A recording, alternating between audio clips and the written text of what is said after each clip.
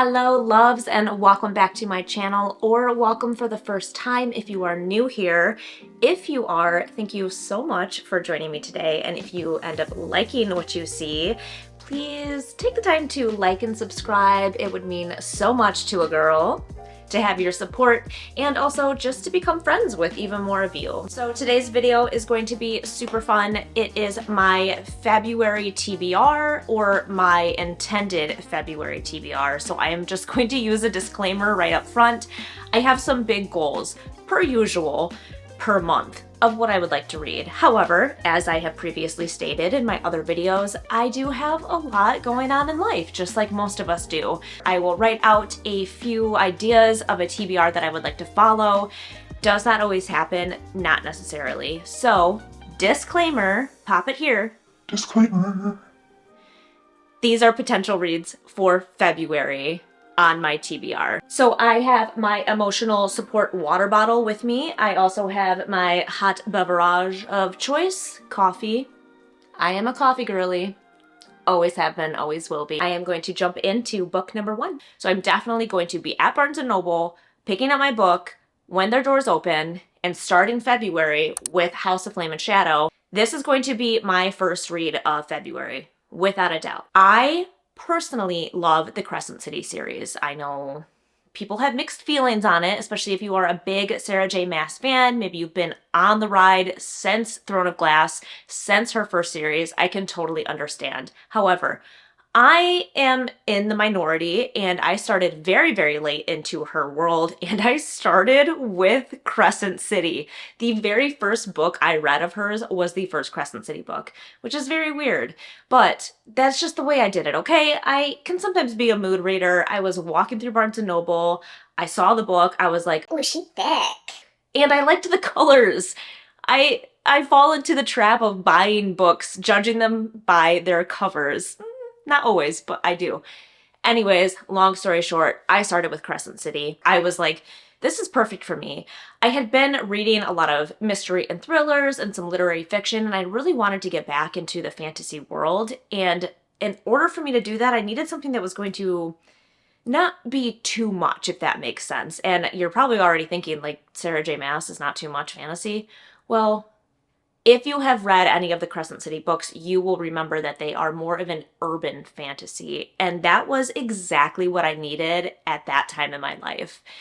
I fell in love with this world that they lived in, with Bryce Quinlan, who was like this badass chick who like went out to clubs with her friends, and they had apartments and they had pizza. It was just really kind of a perfect reintroduction to fantasy for me at the time. I know there's some drama surrounding how book 2 ended, and I'm not going to say too much. I'm going to keep this a spoiler-free video, but I didn't mind how it ended. I can see both sides of the opinions that are out there, but it honestly kind of got me a little jazzed up and very excited. And it has been so long since I've been kind of in the middle of a fantasy series that is ongoing. So I have been waiting since last year for this book to come out. It takes me back to my younger formative years of fantasy reading when I had to go wait in line at a bookstore. So for those of you that don't know anything about Crescent City, again, this is another Sarah J. Maas series and an urban fantasy series that follows our main character, Bryce Quinlan. She is trying to kind of find her way back from this major event that happened at the end of book 2. Again, I don't want to give too much away, so like how much detail do I go into here? I don't think I'm going to say much. I am just coming off of my high from finishing Kingdom of Ash, which, say it loud for the people in the back, I can't believe you're just now reading Throne of Glass.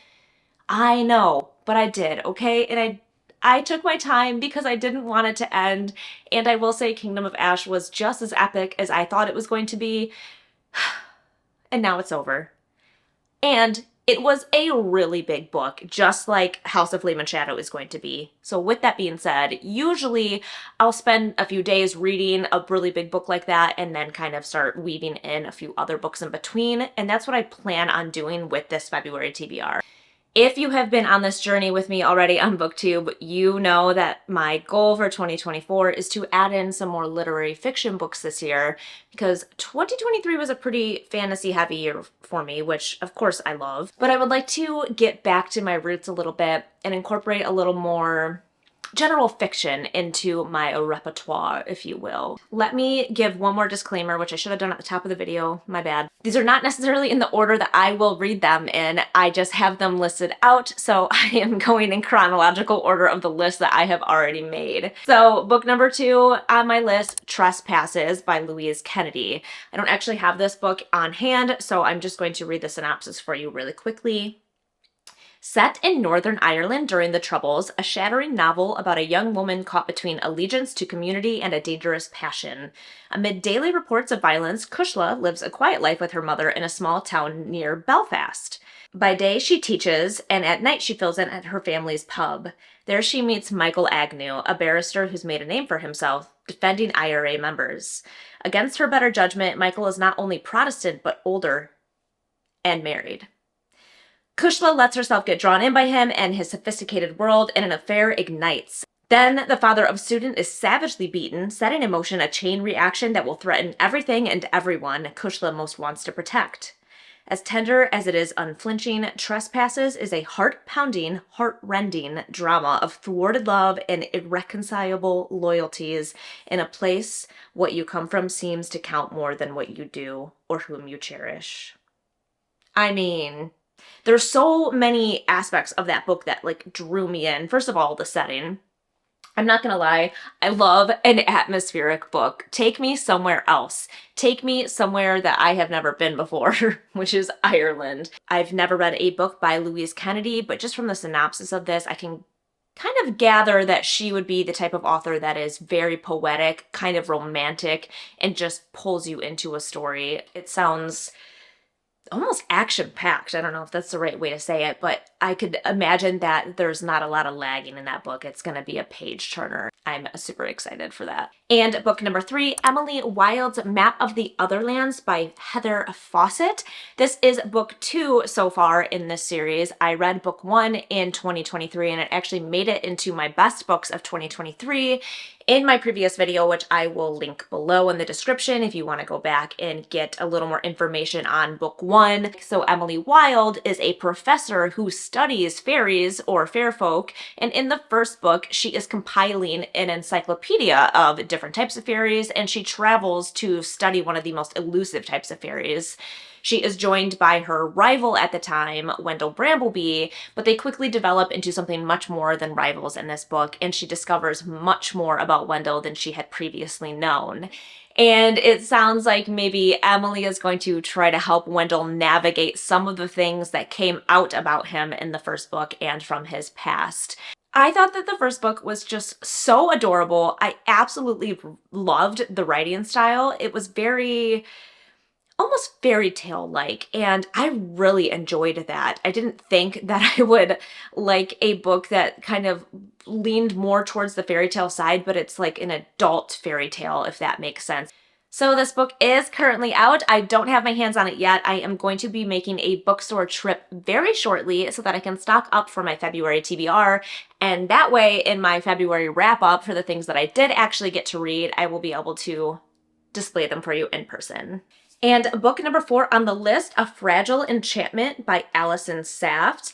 I just received this in one of my subscription boxes like a couple of days ago, and this will be in my next weekly vlog. You'll be able to see the unboxing of that, but I knew it was going to be in that subscription box, so I waited to grab it because I wanted this copy. I thought it was absolutely beautiful. Take a look at that. Oh my goodness. I don't know if you can see the foil. Oh. And these sprayed edges. There we go, maybe. Oh, there we go. So pretty. Anyways, I thought the book was absolutely gorgeous. I'm super excited to add this to my list. This is a YA book, which again, I think sometimes pairs well when I'm reading some very heavy fantasy like Crescent City or something that's really involved and very big. Something a little lighter and a little easier for my brain to retain information instead of try to read an 800-page fantasy book and then another super intense fantasy book where a whole nother world is being built that I just can't possibly fit into my noodle. So one thing at a time for Lori Beth. That's how we work over here. In glittery Otherlands, nobles attend candlelit balls while unrest brews among the working class. Renowned dressmaker Niamh is tasked with designing the prince's wardrobe for a royal wedding. But the magic in her blood that lets her stitch emotions and memories into fabric is the same magic that will eventually kill her. Cursed and alone, Niamh finds herself drawn to the prickly, cold prince, and an unlikely friendship begins to blossom into something more. That is, until an anonymous gossip column is released, exposing their chemistry and threatening scandal. As tensions rise within the royal court and protests rage outside its walls, Niamh must decide at what cost she is willing to pay for a future and a love she never thought possible. Does that not sound just completely heartwarming? Clearly, there is a romance that is going to happen in this book. They state it right in the synopsis, and I'm like, yes, please, give me the young love. Kind of enemies to lovers, maybe it sounds like. I love that trope. I don't mean to be basic, but I find it really charming almost every time. I think this is going to be like a good, lovely romance to include in there too. And last but not least on my list, Before the Coffee Gets Cold. I am so excited to be including this in my February TBR. I've had this on my shelves for a while now, and I would walk past it and it would never really feel quite right. I would be like, not yet, Lori Beth, not yet. And apparently now is the time, February 2024. It feels right. This story revolves around a small coffee shop in Japan that has a magical table. At this magical table, someone can sit down with a cup of coffee and it will allow them to travel back in time to a place of their choosing. Of course, as we know from many books and many movies that we've seen before, time travel is not always that easy and there are always stipulations behind that time travel. In this instance, you have to get back to your table before the coffee gets cold. Don't you love that? Like, just the title of it in itself. This book has been described as a fable-like tale, a story about human relationships, thought-provoking, full of soul. I think it's going to warm my cold dead heart. I also like that it's a book of short stories. I will do this sometimes when I set a TBR goal for myself. I'm looking at my list of books that I'd like to read in the month. I'm also looking at how big those books are. And I try to keep realistic goals for myself. So if I have a really large book included in my TBR for a set period of time, I find myself sometimes including shorter books like novellas or anthologies or short stories. I think this is going to be a really good fit for the February TBR, especially with some of the bigger novels that I have in there and especially with that large book that I have at the forefront of my month. This will be really good for me to, again, weave in between some of the other books that I'm reading because you can read a short story at a time, put it down, go back to it. That's what I love about smaller books like this. There you go. That is my list of books for February 2024. Again, these are tentative. These are potential, all except for House of Flame and Shadow, which I will be reading in about 3 days' time. But with that being said, I would love to know if you have read any of these books and what your thoughts on those books were, if any of these books are on your TBR in the near future, or if you have not heard of any of these books and they sounded really good to you and you are going to add them to your TBR, drop that in a comment below as well. I would love to hear your guys' thoughts on anything that we talked about in this video. I am going to break this down into timestamps, so if there is anything in particular that you would like to go back and review or skip forward to, that will be included in the description. I am also going to link any way to follow me on social media in the description below as well. As always, if you enjoyed this content, please like and subscribe. It really helps a girl out, and I just want to be friends with all of you in this community, so please stick around. Otherwise, I hope you are all doing amazing. I cannot wait to see you in the next one.